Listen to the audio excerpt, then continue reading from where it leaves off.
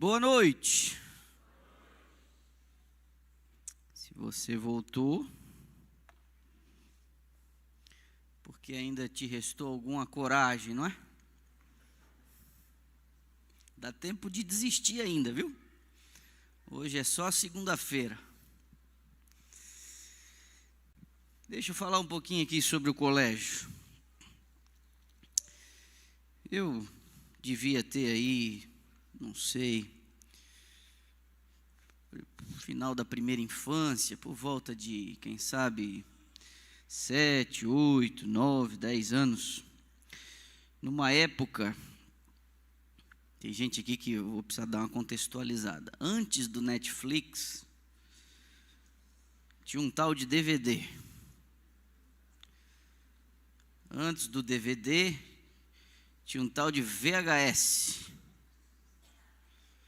Que raio é isso?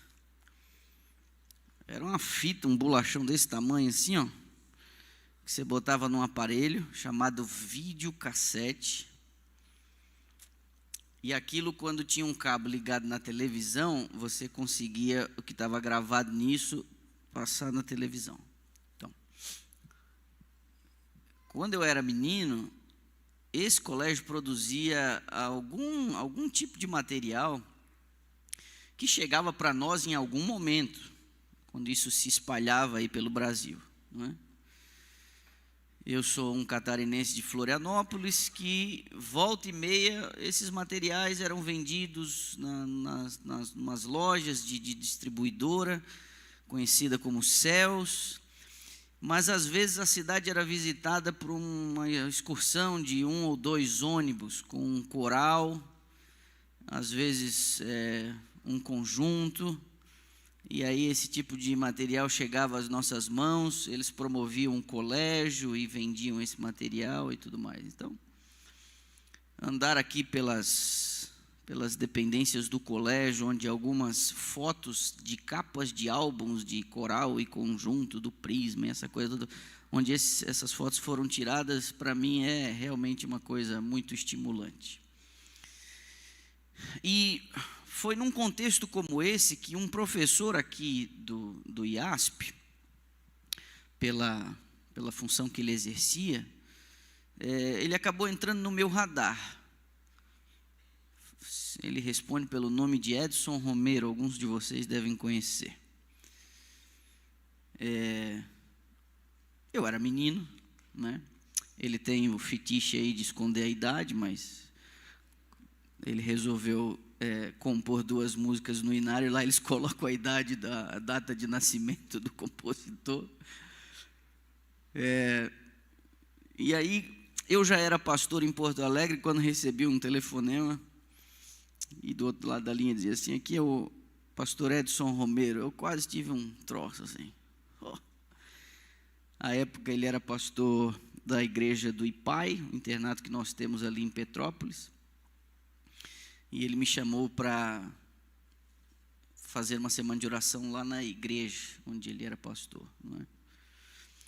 Eu já era formado, era o meu primeiro ano de ministério, foi a primeira vez que entrei num avião, num voo entre Porto Alegre e o Rio de Janeiro, Galeão. E naquela semana eu fiz uma descoberta, mencionei aqui superficialmente para vocês, eu acho, que uma igreja plantada dentro de um colégio, ou um colégio em torno de uma igreja, é sem dúvida nenhuma o público mais estimulante para mim, para eu pregar. Porque ele conjuga 2 coisas, ele conjuga uma série de pessoas experientes, algumas vidas que foram dedicadas à causa de Deus em diversos lugares, e esses colégios eles têm o poder de concentrar na sua vizinhança parte desse pessoal que já desfruta do seu período de aposentadoria, mas ele ainda tem a força, o vigor da juventude, porque o colégio ele tem essa característica, não é? E na minha mente, essas são coisas que se complementam, elas não estão em linhas de colisão, elas se complementam.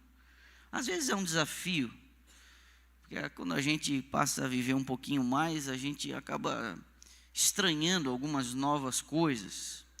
Por outro lado, os mais novos, eles não gostam de ouvir, na minha época, eles não gostam de ouvir muito isso, né? Então a gente tem que fazer alguns ajustes aqui e ali para conjugar essas forças, não é? A juventude, ela tem um vigor, uma força incrível, mas eu costumo usar a analogia de uma Ferrari com pneus carecas.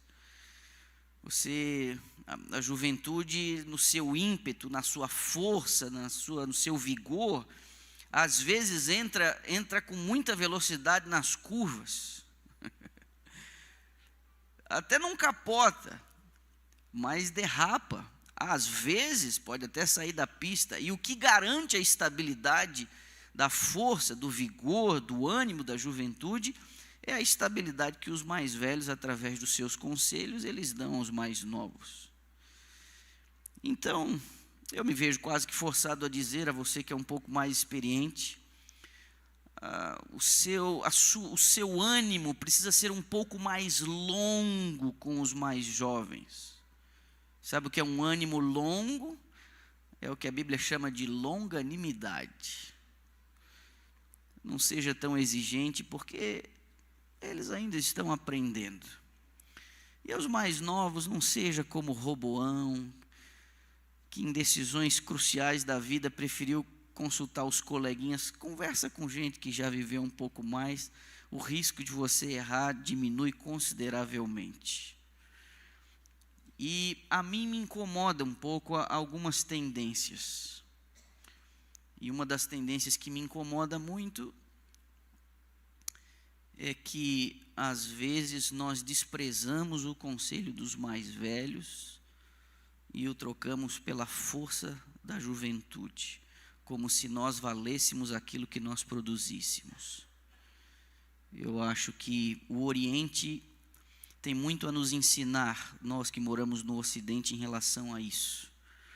Eu morei quase 1 ano na Ásia e eu percebi que o conselho dos mais velhos é uma coisa muito preciosa e valorizada nas bandas de lá. E eu acho que aqui, até quando a gente começa a fazer piada dizendo, ei, está ficando velho, até em tom pejorativo, isso não é uma coisa que colabora nem com os esforços da igreja, como se ficar mais velho fosse um demérito. Não é. Não é. Essa é uma semana que você tem percebido aqui, a mão de obra primária aqui, com exceção de mim, é uma mão de obra mais nova, não é? Da oração, do louvor, né, de todos os arranjos que são feitos aqui. Isso é extraordinário. A igreja cria um ambiente para o desenvolvimento dos talentos, que isso precisa ser muito, mas muito valorizado. E isso é um diferencial em igrejas como essa que vocês têm aqui. Então, não vejam jamais como sendo uma desvantagem. Isso aqui é extremamente estimulante. Vamos à palavra de Deus. Você vai hoje para o livro do Apocalipse. Ei, chegamos no livro do Apocalipse. Deu tempo, Paulo? Deu tempo, Paulo. Apocalipse capítulo 12. Abre a sua Bíblia, por favor. Apocalipse capítulo 12.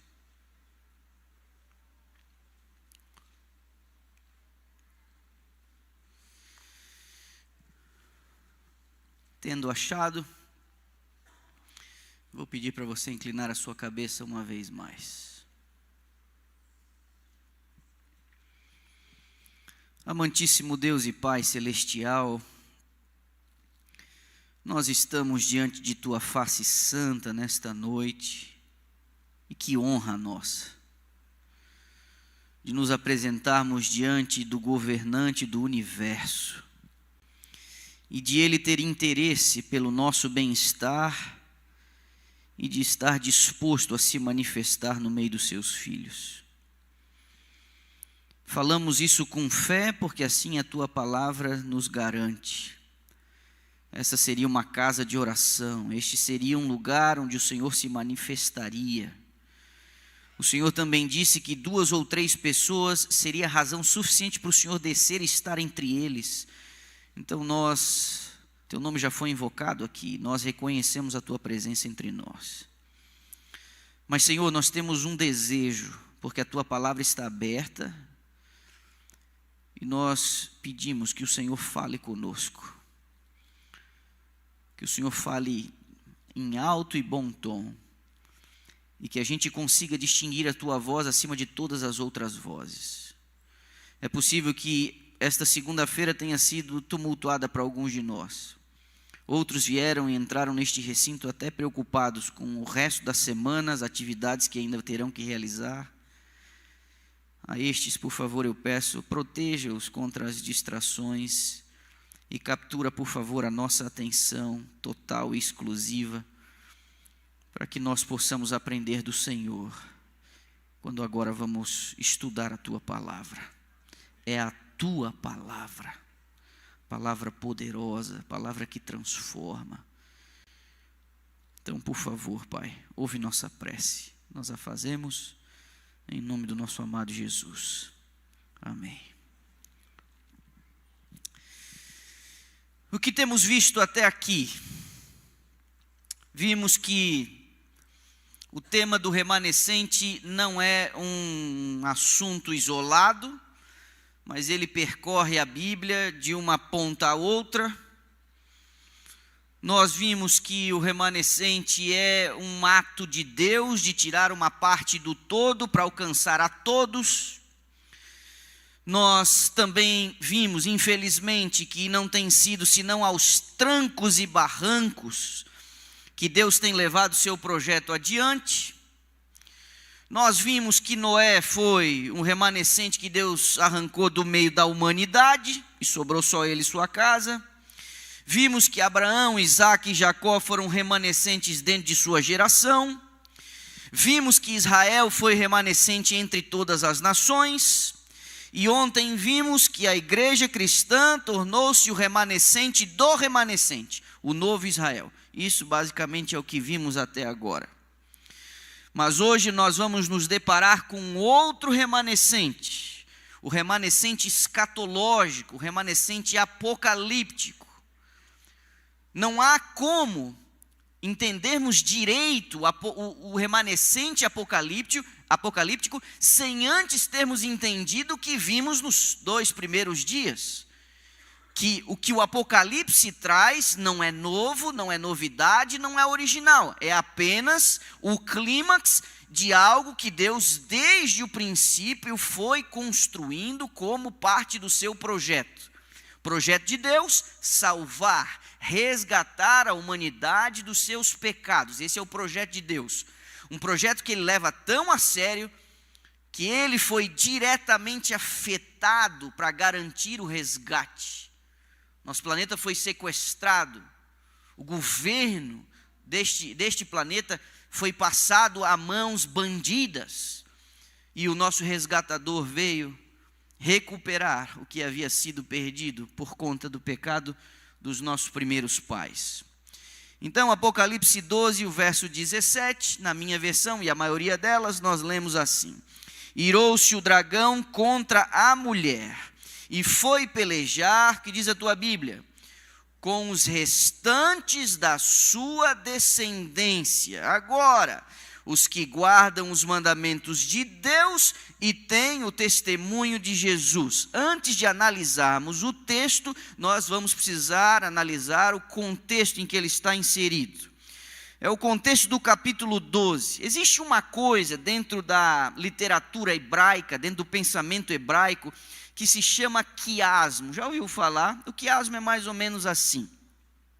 Dentro de um texto, dentro de uma composição literária, o autor intencionalmente, ele quer dar destaque a uma porção do que ele está escrevendo. Isso pode ser uma poesia, um texto ou qualquer outra coisa de semelhante natureza. Então, como é que ele faz para dar destaque? Quando ele compõe o texto, ele faz com que a primeira parte combine com a última. a segunda com a penúltima, a terceira com a antepenúltima, e ele vai formando uma espécie de um sanduíche, e a parte central desse texto é aquilo que o escritor quer dar destaque. Está cheio disso na Bíblia. Muitos dos salmos de Davi têm uma estrutura quiástica, isso é o quiasmo. Você quer dar um destaque, fazendo com que as extremidades combinem, para que esse miolo receba algum tipo de destaque. Uma das formas de você analisar, não a única, mas uma das formas de você analisar o livro inteiro do Apocalipse é esse daqui. Não é a única forma, mas é uma delas. Então vamos lá, se esse negócio aqui funcionar, ele tinha funcionado. Pode manter aí, viu, no jeito. Pronto. Do capítulo 1 ao 3, você vê descrito uma igreja que milita, que trabalha, que labuta, que age. Já nos capítulos 21 e 22, lá no final, você vê essa igreja não mais trabalhando, militando, lutando, mas uma igreja já triunfante. Você vê dos capítulos 4 a 11 um tribunal divino presidindo. E você vê dos capítulos 13 a 20 um tribunal divino decidindo. E no capítulo 12, o miolo, a parte central do Apocalipse, você vê o grande conflito entre o bem e o mal. Dentro do próprio capítulo 12, você tem uma outra estrutura quiástica, dando ênfase aos versos 7 a 11, ou 7 a 12, que é esse grande conflito. Houve peleja no céu, Miguel e seus anjos. Esse é o centro do livro do Apocalipse. Então, para nós entendermos este verso 17, que é o verso-chave do tema de hoje, entender isso, que o tema do grande conflito está em destaque no livro do Apocalipse, é importante para nós.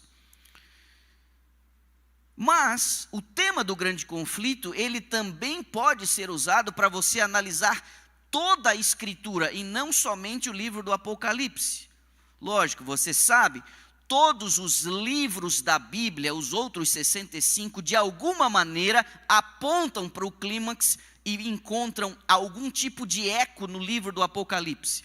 Utilizando até recursos bastante avançados, nós temos uma autoridade viva ainda hoje no livro do Apocalipse, professor da Andrews, lá em Michigan, chamado Ranko Stefanovic. Ele foi autor da lição da Escola Sabatina que tratou do Apocalipse, acho que foi na virada de 19 para 20, se eu não me engano, se a minha memória não me trai. E ele escreveu um livro dessa idade aqui, ó, corajoso.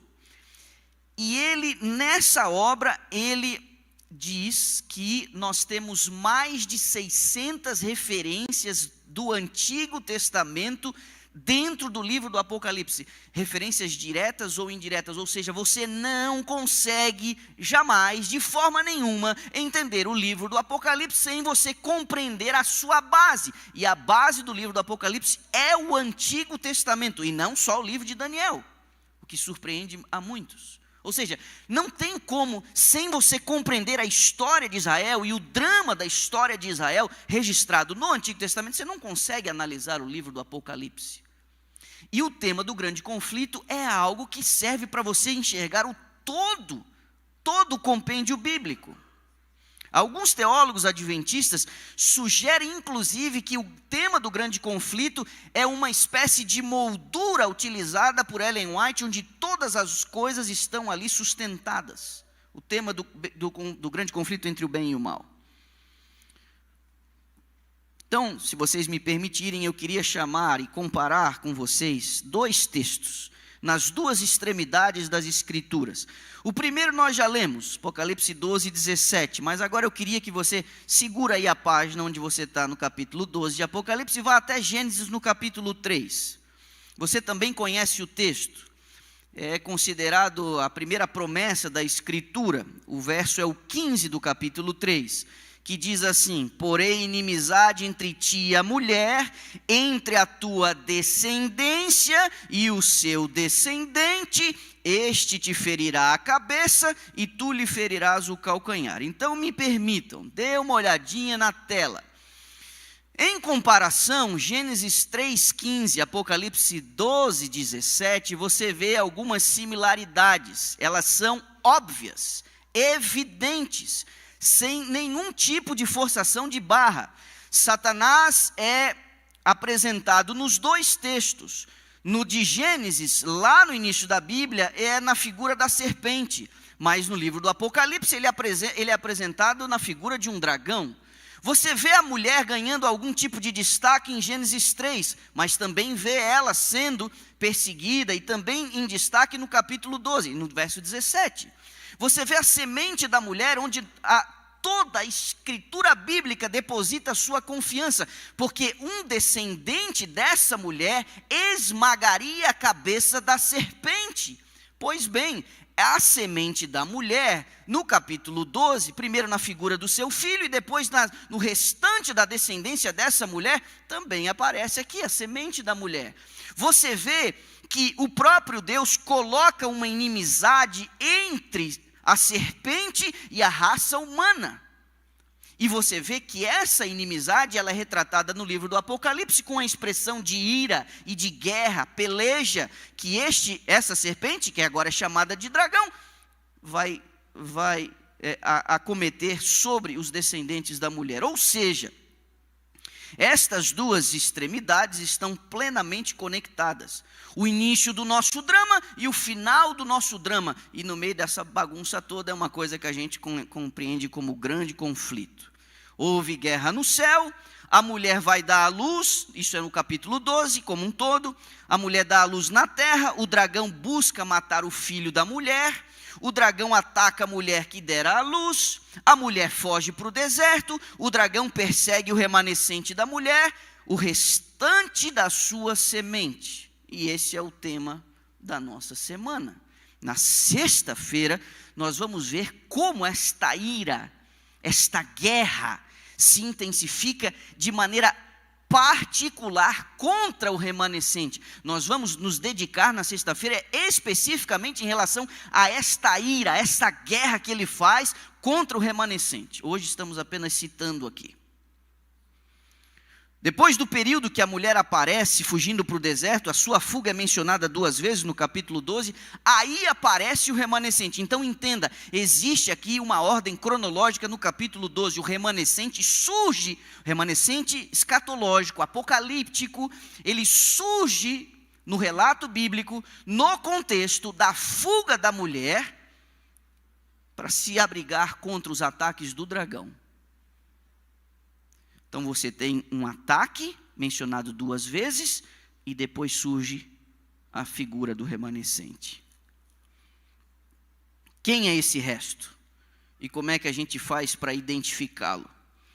O primeiro elemento é que este remanescente aparece depois do período de tempo em que a mulher esteve fugida no deserto. Um teólogo nosso já falecido, chamado William Johnson, numa das suas obras ele diz assim: a visão deixa claro que depois dos 1260 dias proféticos, o dragão concentraria os seus esforços na descendência da mulher. Então vamos dar uma olhada nisso. 2 referências de tempo aparecem no capítulo 12 de Apocalipse. Elas descrevem o mesmo acontecimento, portanto, ambas ocorrem o mesmo período, ou abrangem o mesmo período de tempo. A perseguição dos santos, que também é retratada em Daniel 7, dá a chave para a gente entender o período profético de Apocalipse 12. Você lembra lá em Daniel 7, você tem 4 animais em sucessão, lembra deles? Aí tinha o leão com asa, o urso com 3 costelas na boca, tinha o leopardo com 4 cabeças e com asas de águia, e tinha um animal terrível e espantoso que Daniel não conseguiu nem fazer nenhuma semelhança com o que ele conhecia. Aí esse animal terrível e espantoso tinha 10 chifres na cabeça, aí desses 10 chifres na cabeça cai 3 e vem um chifre pequeno que surge a partir desse 4º animal. Esse 4º animal de Daniel 7 está em paralelo com o dragão de Apocalipse 12. Ambos possuem 10 chifres e estão claramente relacionados. O quarto animal, de Daniel 7, representa Roma em sua forma pagã. O chifre pequeno que surge a partir dela representa Roma em sua forma papal. O chifre pequeno não é um animal distinto, mas uma parte integrante do quarto animal. Uma referência de tempo também é utilizada lá em Daniel capítulo 7. Um tempo, tempos e metade de um tempo. Já João usa outra expressão que significa a mesma coisa. Na primeira vez ele diz 1260 dias e na outra ele diz 42 meses. Ora, se você dividir 1260 por 42 ou por 30, você vai chegar a 42, são 42 meses proféticos. Formas diferentes de cobrir o mesmo período de tempo. Quando o dragão perseguiria a mulher que dera à luz a quem o dragão tentou matar o seu filho antes, o dragão primeiro usou Roma pagã. Sob que regime político Jesus foi morto? Você pode me dizer? Com a chancela de quem? Você não lembra que o Sinédrio o havia condenado à morte, mas não tinham autoridade sobre a vida dele, porque estavam sob o regime romano? Eles tiveram que tirar o governador às pressas no meio da madrugada, um camarada fraco chamado Pilatos, e esse sim, pelo seu comando e a autoridade a que ele estava investido, ele disse, pode matar. Porque essa figura do quarto animal representa Roma em sua forma imperial e representa Roma depois em sua forma papal. E isso está claro no capítulo 12, essa perseguição, primeiro contra o filho da mulher e depois contra os descendentes, o que restou dessa mulher. E aí já não tem mais que ver com Cristo, mas com a sua igreja. Elementos simbólicos fazem coisas descritas simbolicamente num quadro temporal simbólico. E é por isso que nós aplicamos o princípio dia-ano. Por isso que 1260 dias proféticos, dentro desse contexto, admite não uma outra coisa, senão o princípio de ano, um dia valendo um ano. É consenso entre os comentaristas adventistas que o início dessa profecia se deu no 6º século, num evento que ocorreu ali em 538, quando Roma expulsa, quando o último poder ariano é derrubado, e aí a igreja começa a exercer um domínio que extravasa os limites da religião. E agora por 1260 anos, e isso se esgota no meio da Revolução Francesa, quando Napoleão Bonaparte ousadamente vai até a Itália, prende o Papa, o depõe, o coloca no exílio, onde ele morre depois, dando um golpe contra o poder que a igreja havia exercido durante 12 séculos. Ainda que alguns discutam a exatidão do evento de 538, é lógico, nós estamos falando de 12 séculos e isso se dá do 6º ao final do 18º século. E por que isso é importante sabermos? Porque o remanescente, tema da nossa semana, ele surge no cenário profético, naquilo que diz respeito ao tempo do fim, depois desse período. Ou seja, para nós identificarmos quem é esse remanescente escatológico, nós precisamos situá-lo no tempo. E este remanescente, no tempo do fim, ele vai surgir depois deste período de supremacia papal. Não antes, não durante.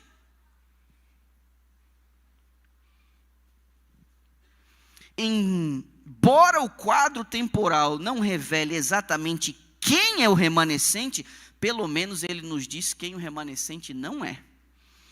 Se o remanescente só aparece depois do período do refúgio da mulher no deserto, esse período coberto aqui por essa profecia, todas as principais igrejas da reforma não se encaixam na profecia. Embora pessoas dessas organizações possam fazer parte do remanescente, essas denominações como entidades corporativas, como corpo coletivo, como denominação, surgiram diretamente da reforma que se deu no século XVI e XVII, muito cedo para ser esse resto da semente da mulher. Então você tem que olhar um movimento, você tem que olhar de maneira corporativa algo que ocorre depois desse golpe contra a igreja. Então você elimina uma série de movimentos importantes que surgiram ali a partir de Lutero e um pouco antes dele, final do século XV, século XVI. Todos estes movimentos importantes, não podem se encaixar dentro desse quadro temporal, porque tem que ser depois desse período profético. Ficou claro para você esse primeiro ponto? Tem que ser depois disso, não pode ser antes. Tá, mas isso aí, tem um monte de igreja que me surge depois disso, ok. Mas não é só a referência de tempo que vai nos ajudar. Não depende só desse único elemento. Outras organizações religiosas, depois desse período profético de 1260 anos, surgiram. Então nós precisamos de outras características para identificar o remanescente da profecia.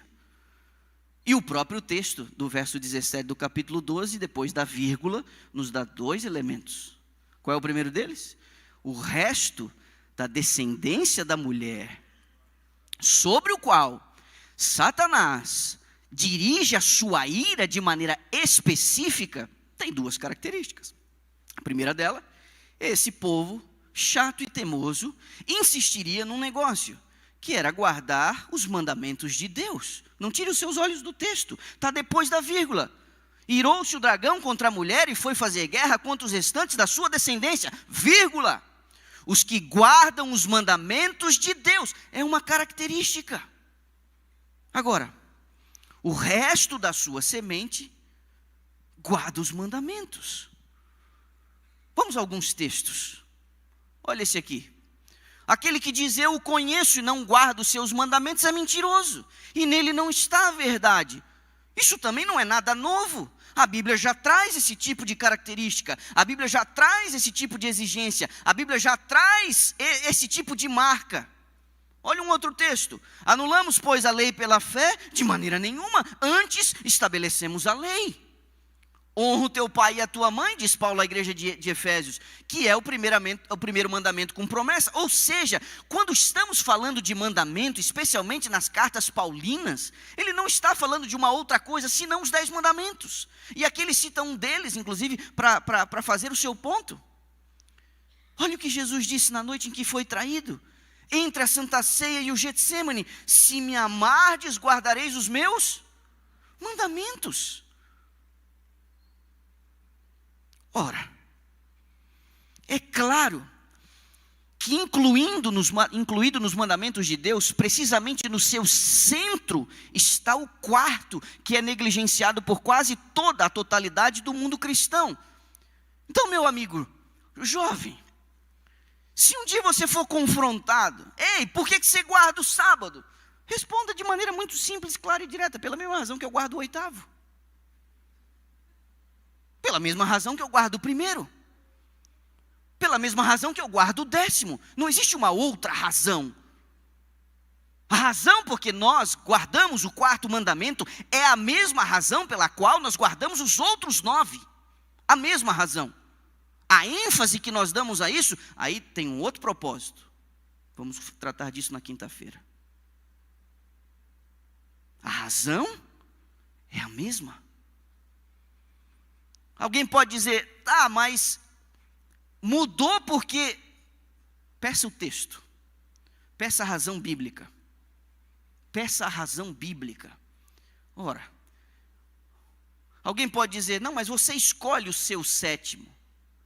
Você vê aquilo que pode ser mais conveniente a você. O importante é que seja um dia. O 7º dia, não o 1º. É o sábado do Senhor teu Deus. A Bíblia assim expressa claramente. O 7º dia é o sábado do Senhor teu Deus. Para aqueles que acham que podem fazer apenas com a boa intenção do coração, olhe para o caso de Caim. Repare que o escritor Moisés, quando relata que ele vai à porta do Éden, ele vai oferecer a sua oferta para quem? Para Deus. E por que Deus rejeita a oferta de Caim e não a de Abel?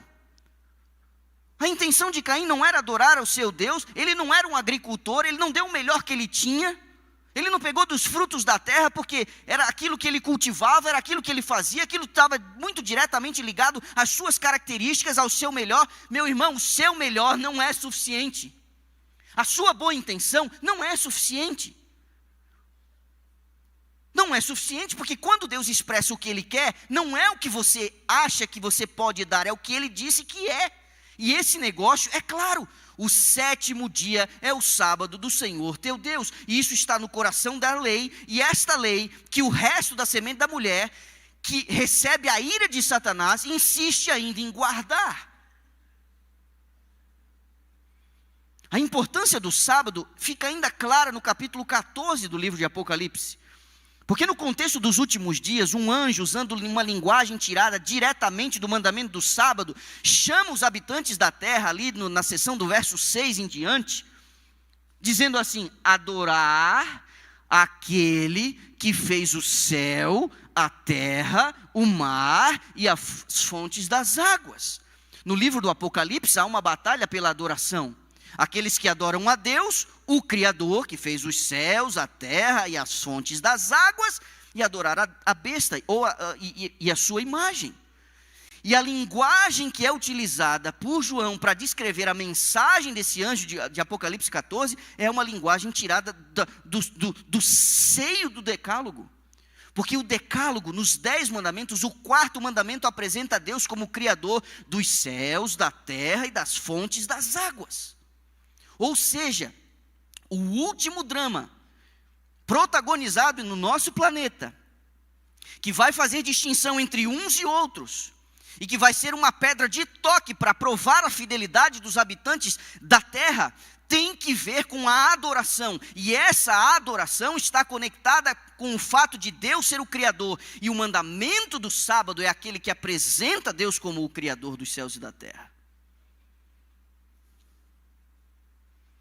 Em contraste com isso, você tem aqueles que vão sofrer a condenação por adorarem a besta e a sua imagem. No centro desse conflito sobre adoração, o povo de Deus é descrito no verso 12 do capítulo 14, de forma muito semelhante ao que vimos no capítulo 12, aqueles que guardam os mandamentos de Deus e a fé de Jesus. Aqui, como em Apocalipse 12, 17, os mandamentos de Deus estão em relevo. Todos os mandamentos, de todos eles, só o 4º trata especificamente da adoração do Senhor como aquele que fez o céu, a terra e o mar. Não há dúvida, portanto, de que quando o Apocalipse fala sobre o remanescente que guarda os mandamentos de Deus, o 4º mandamento está incluído. Essa segunda marca identifica, então, e elimina uma vasta maioria daqueles que não foram eliminadas na primeira característica, que tinha que ser depois daquele tempo profético. Então, o remanescente tem que surgir depois da Revolução Francesa e a perda do poder papal, mas a próxima característica é que precisa guardar os mandamentos. Aí você começa por eliminação, descartar uma série de possibilidades. Muitas denominações religiosas, como os pentecostais, os mormons, as testemunhas de Jeová e outras aparecem depois desse período dos 1260 anos, mas quase todas rejeitam o 4º mandamento, seja não guardando nenhum dia ou guardando o dia errado. Os mandamentos de Deus devem incluir o sábado do 7º dia, portanto o resto da sua semente, além de surgir no final do século XVIII, início do século XIX, também guardaria o sábado do 7º dia. Assim como essa segunda característica, as opções para sabermos quem é o remanescente ficam muito mais limitadas. Mas ainda resta um outro traço distintivo, que abre caminho para uma identificação ainda mais clara. Irou-se o dragão contra a mulher e foi fazer guerra contra os restantes da sua descendência, os que guardam os mandamentos de Deus e têm o testemunho de Jesus. Que testemunho é esse? Este remanescente teria o testemunho de Cristo. Você sabe que os estudiosos da Bíblia discordam sobre o que de fato seria isso. Esse testemunho de Jesus seria um testemunho geral da igreja a respeito de Jesus? Ou seria esse o testemunho que o próprio Jesus dá de si através da voz profética? Para a gente entender isso, essa terceira característica do capítulo 12 de Apocalipse, nós precisamos ir um pouquinho mais fundo para fechar essa questão. Então eu vou pedir para você ir a Lucas capítulo 7, porque nós vamos precisar entender um pouquinho a questão da figura profética. O verso 28 de Lucas capítulo 7, olha o que Jesus diz: eu vos digo, entre os nascidos de mulher ninguém é maior do que João Batista, mas o menor do reino de Deus é maior do que ele. Quando Jesus disse que ninguém foi maior do que João Batista, ele incluiu Jeremias, Isaías, Elias, Moisés. Seja qual for a razão para a posição de destaque que Jesus dá a João, há uma diferença importante entre ele e os outros profetas. E aqui algumas pessoas têm algumas teorias de o porquê João foi importante, por que ele disse foi o maior. Quem sabe a posição mais consensual seja o fato de João ter visto todas as profecias dos seus predecessores, alguns deles eu citei, como Moisés, Isaías, Jeremias. João viu essa profecia se cumprir, e ele foi a última voz dizendo: eis o Cordeiro de Deus. Então é a voz profética encontrando o seu cumprimento. Ele dá eco aos seus colegas profetas, mas ele vê se cumprindo. Quem sabe daí esse mensageiro tenha recebido tamanho destaque. Mas tem uma diferença entre João Batista e esses outros profetas. Primeira coisa, não é preciso ser canônico para ser um profeta. Você não precisa ter um livro escrito na Bíblia por você, para você ser considerado um profeta. Porque Jesus disse que João Batista era profeta, e João Batista não escreveu nenhum livro da Bíblia. E não é preciso você ser canônico para ser um grande profeta, porque Jesus disse que ele foi o maior de todos. Percebe?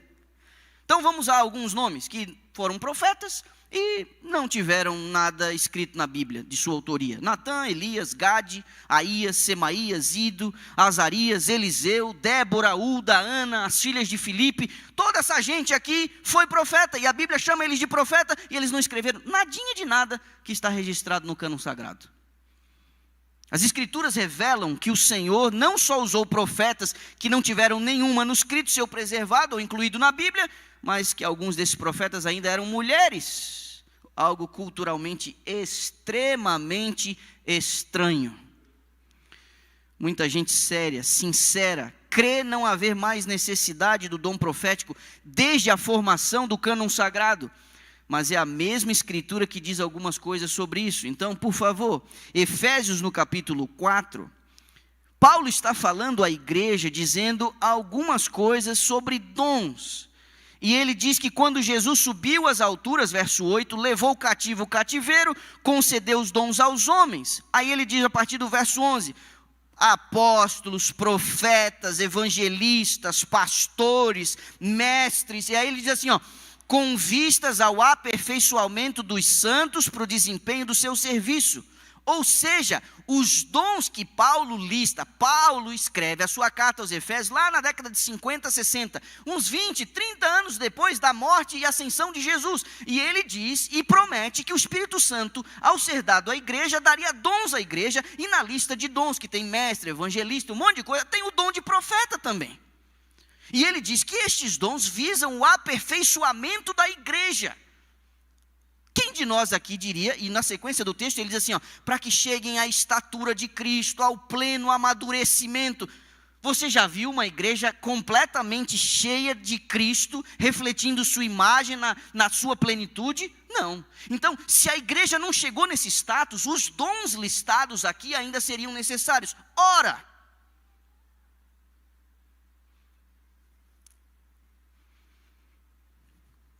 nenhum dom faltaria à igreja. Paulo fala isso em Corinto também. Nenhum dom vai faltar à igreja, até que o Senhor se manifeste. E na lista de dons em 1 Coríntios, ele também coloca os profetas lá, o dom de profecia.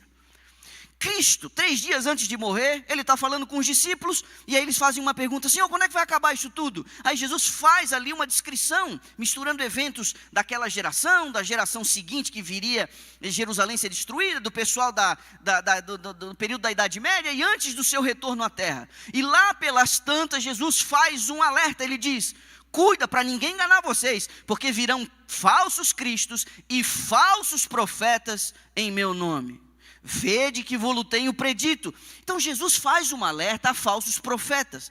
Deixa eu dizer uma coisa para você. Se no futuro não houvesse mais profetas, porque ele alertaria sobre a possibilidade de um falso? Alguém aqui já viu uma nota de R$17? Alguém aqui aceitaria num troco, comprando ali um pastel na esquina, aceitaria de troco uma nota de R$17? Por que você não aceitaria uma nota de R$17? Porque como é que alguém vai falsificar uma nota de R$17 se não existe uma contrapartida verdadeira? Jesus está dizendo que é para tomar cuidado com um falso profeta. Isso pressupõe que a vinda de verdadeiros seria uma realidade. Senão ele apenas diria, não vai ter mais profeta, hein? Acabou aqui. Fechada a minha turma aqui com esses 12 aqui, depois disso, acabou-se. Não. Inclusive os apóstolos fazem referência aos profetas e dizem, testem os profetas. Submetam os profetas ao escrutínio da escritura já previamente revelada. Isso nós estamos pavimentando o fato da terceira característica do remanescente. Por quê? Porque Apocalipse 12:17 diz: os que guardam os mandamentos de Deus e têm o testemunho de Jesus. Então vá agora ao capítulo 19 do livro do Apocalipse. O verso 10... Prostrei-me ante aos seus pés para adorá-lo, e ele me disse, não faças isso, eu sou conservo teu e dos teus irmãos, que mantém o quê? O que diz a tua Bíblia? Que mantém o testemunho de Jesus. Adora a Deus, pois o testemunho de Jesus é o espírito de profecia. O Apocalipse está dizendo para nós que aquilo que foi colocado como uma característica do remanescente no capítulo 12, que é um povo insistente em guardar os mandamentos de Deus e que possui o testemunho de Jesus, no capítulo 19, o anjo ao repreender João em se prostrar diante dele, diz, levanta daí cara, nós somos tudo servo e estamos tudo servindo os interesses daquele único que pode ser adorado, levanta daí, eu sou conservo teu e dos teus irmãos, os teus irmãos que possuem o testemunho de Jesus. O testemunho de Jesus é o espírito de profecia, ou seja, o remanescente da profecia, antes do retorno de Jesus, no fim dos tempos, insistiria em guardar todos os mandamentos de Deus, por isso desperta a ira de Satanás, e ele contaria com o auxílio do testemunho de Jesus, que é o auxílio do espírito de profecia. Isso é característica do remanescente. Então me permita colocar para você aqui, desculpa, está muito pequena, mas no capítulo 19 e o capítulo 22, você tem um paralelo. No capítulo 19 ele diz, os teus irmãos que mantêm o testemunho de Jesus. E no capítulo 22 ele fala, dos teus irmãos, os profetas. Ou seja, o testemunho de Jesus não é aquilo que é dito a respeito de Jesus, mas é o testemunho que a igreja dá a respeito de Jesus, mas é a voz profética comunicando o próprio Jesus. No 19 ele fala, os teus irmãos, mas no capítulo 22, num texto claramente em paralelo, ele diz, os profetas, a voz profética. Dois teólogos não adventistas, que respondem pelo sobrenome de Schaeffer e Bruce, eles concordam em dizer que o judaísmo pós-bíblico usava a expressão espírito de profecia para representar o espírito de Yahweh que desce sobre este ou aquele profeta. Então isso não é nenhuma novidade, nem fora do nosso meio. O auxílio do ministério profético seria uma marca distintiva do remanescente escatológico antes do retorno de Jesus e uma forma de auxílio no preparo para o encontro com o Senhor. Assim, o remanescente surgiria depois do final do século XVIII, início do século XIX. Guardaria todos os mandamentos de Deus, incluindo o sábado, e teria manifestado em seu meio o espírito de profecia. Essas características extraídas do coração do livro do Apocalipse apontam para a igreja adventista do sétimo dia como remanescente da profecia para o tempo do fim. Eu sei que essas conclusões parecem perigosas quando a gente leva em conta o exemplo do antigo Israel. Eles acreditavam que eles eram os tais, que somente eles seriam salvos. Eles pensavam que por eles serem os receptores das mensagens de Deus, do amor de Deus, eles eram melhores do que os outros. Então eles se isolaram, eles tornaram-se exclusivistas, eles ficaram prisioneiros de suas crenças, de suas tradições. Eles achavam que eram melhores e mais santos do que qualquer outro povo. Eles não admitiam nem tocar nas pessoas para não se contaminar. Eles não permitiam que as pessoas se aproximassem do local de adoração. Devido ao seu exaltado chamado, eles tratavam todas as outras religiões com um profundo desdém. Todas essas observações, elas são verdadeiras, mas elas não invalidam um fato crucial. Israel continuava a ter a verdade, apesar de sua má postura. O mesmo se passa conosco. Embora alguns adventistas sejam orgulhosos, se portem com ar de superioridade, se tornem exclusivistas devido à posição da igreja como remanescente ou ao chamado profético da mesma, esses problemas não invalidam essa posição e esse chamado profético. O mau uso, uma postura inadequada, pode ser lastimável, mas não altera o fato de tais verdades serem verdades. Por outro lado, o exclusivismo espiritual e a arrogância dificilmente serão as principais coisas contra as quais a igreja adventista tem de lutar hoje. Ao contrário, muitos adventistas não sabem no que creem ou por que creem. Milhares deixaram de reconhecer a missão distintiva ou o propósito da igreja remanescente, quanto mais sentirem-se exclusivistas acerca dela. Muitos dos nossos hoje sentem vergonha de falar desse assunto que nós estamos tratando aqui. Fogem desse assunto. Não é bonitinho, não é fofinho falar desse assunto, porque é como se nós estivéssemos desprezando os demais. Para muitos, a única diferença entre o adventismo e outras denominações é que os adventistas guardam o sábado e não comem carne de porco.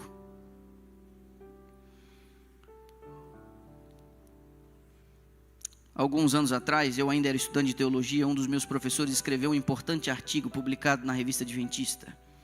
Somos ainda o povo da Bíblia? O autor foi Alberto Tim. Abro aspas. Creio que a superficialidade doutrinária que enfrentamos hoje é uma das estratégias satânicas mais importantes, com o propósito de que não estejamos preparados para os eventos finais e não possamos expor de forma convincente a base bíblica de nossas doutrinas. Ele escreveu isso no inverno do ano 2001, mais de 20 anos. E de lá para cá eu reconheço tristemente diante de vocês que a coisa só piorou. Pesquisas indicam que há uma média de 15 minutos de leitura bíblica semanal entre os adventistas. Eu pergunto a você, quem sobrevive espiritualmente com míseros 15 minutos de leitura da Bíblia semanais? Quem?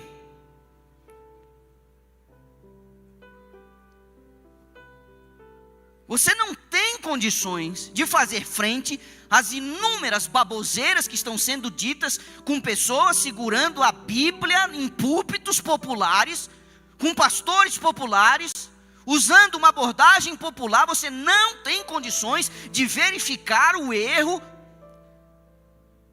destes ensinos com meros 15 minutos de leitura da Bíblia semanais. Você não tem, você vai sucumbir.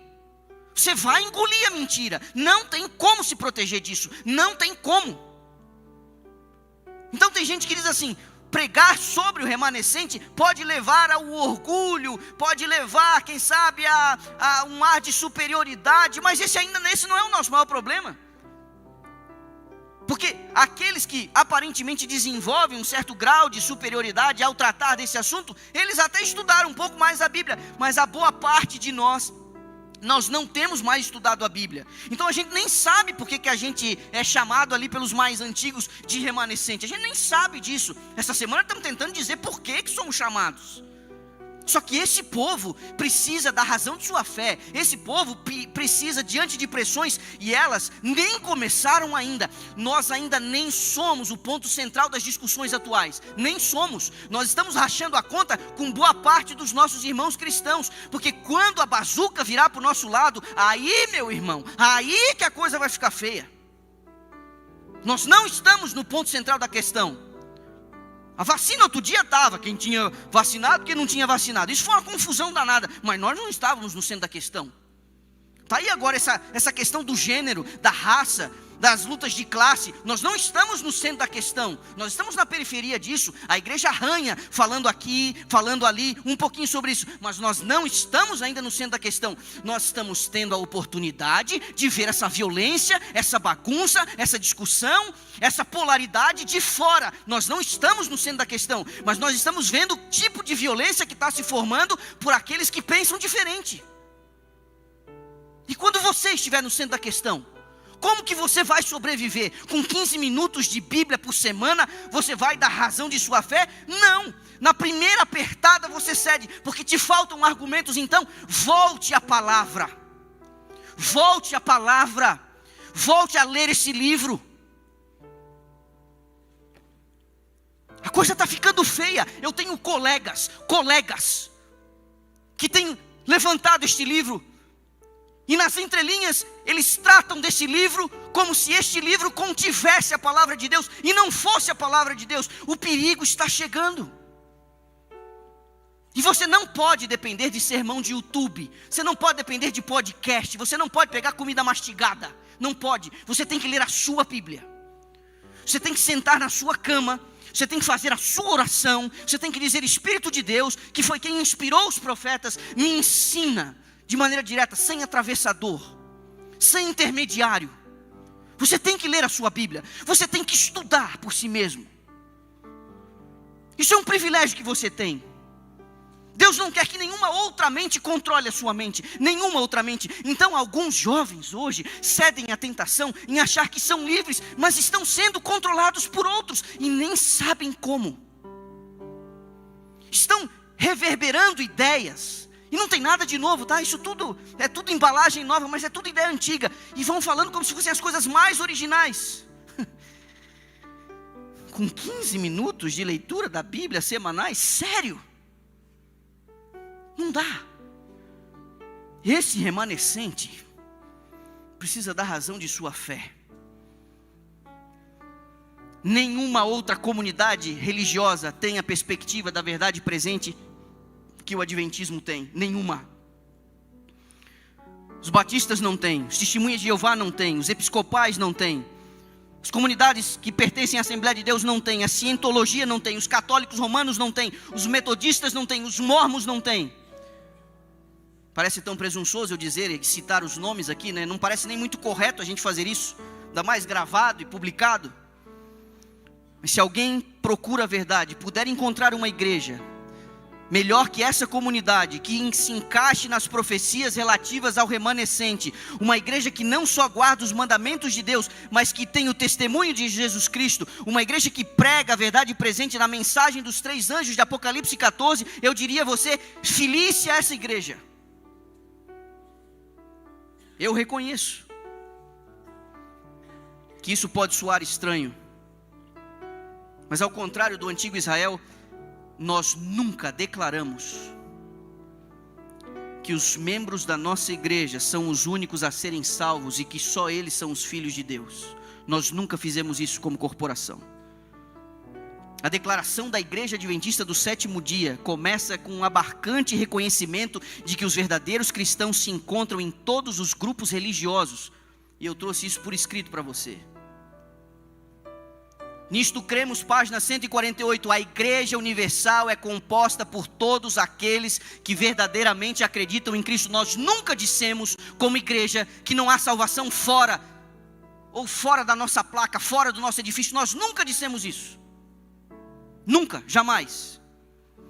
No livro Question on Doctrine, na metade do século passado, nós acreditamos que a profecia de Apocalipse 12:17 aponta para a experiência e obra da Igreja Adventista do sétimo dia, mas não acreditamos que só nós constituímos os verdadeiros filhos de Deus, que somos os únicos cristãos verdadeiros que existem na terra hoje. Acreditamos que Deus tem uma multidão de seguidores sinceros, fiéis e verdadeiros, presentes em todas as comunidades cristãs.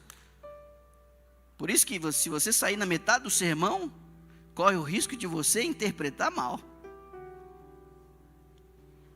Olha aqui. Alguns anos atrás, lendo o Grande Conflito, eu me deparei com essa aqui, ó.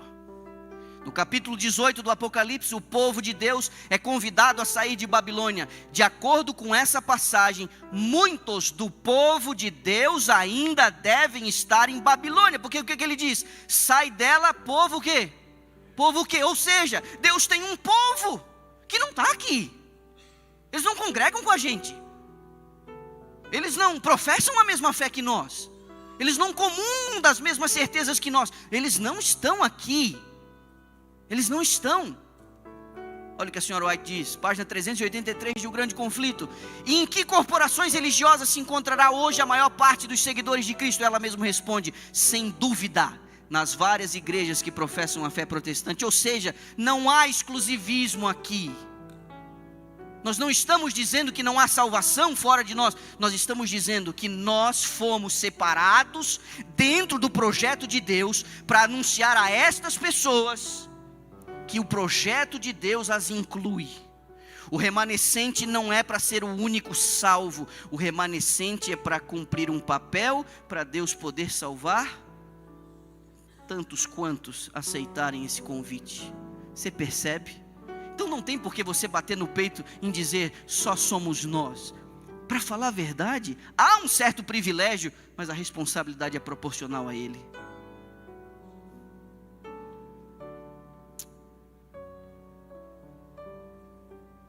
Eu preciso encerrar.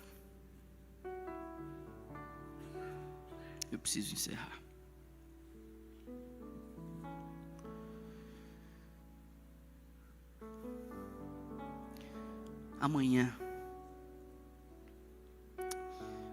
a gente precisa entender como o espírito de profecia foi percebido no seio do remanescente. Como que isso se deu? Existe alguma outra evidência além desses dois textos? É o que nós vamos investigar amanhã. Lembre-se, Deus escolhe estes e não aqueles, mas Deus escolhe estes por causa daqueles. Deus não quer perder ninguém, gente. E tem um povo de Deus. Tem um povo de Deus que Ele está conservando onde estão. Eles estão cumprindo parte do papel onde estão. Mas antes de Ele rasgar os céus para buscar a sua igreja, Ele vai chamá-los. Jesus disse, eu tenho ovelhas que ainda não são desse aprisco. E elas vão ouvir a minha voz, porque elas vão conhecer a voz do pastor. Para os discípulos foi chocante quando Ele foi até os limites do território de Israel e Ele conversou com a Ciro-fenícia. São pálidos exemplos no ministério de Cristo de que a salvação estava franqueada aos de fora. No tanque em Sicar, quando eles voltam da cidade, quando foram comprar alimento, Jesus está ali falando com aquela mulher. Ofereceu água a ela, salvação a ela. O oficial do rei que disse o seguinte, não, para curar o meu servo você não precisa nem ir lá. Uma palavra tua eu sei que vai ser, não precisa nem ir lá, por favor, não precisa ir lá, não se incomode. O que Jesus disse? Aqui, em Israel, não vi o quê? Eu não vi fé como essa. Então é o seguinte, tem muita gente com fé aí fora. Eles devem estar inclusive na sua casa ou na sua igreja, adorando a Deus aí, a sua forma, a sua maneira, na luz que possuem. Mas vai chegar o momento em que o remanescente vai ter que cumprir o seu último papel. E eu espero que você faça parte disso. Feche seus olhos, vamos orar. Pai amado,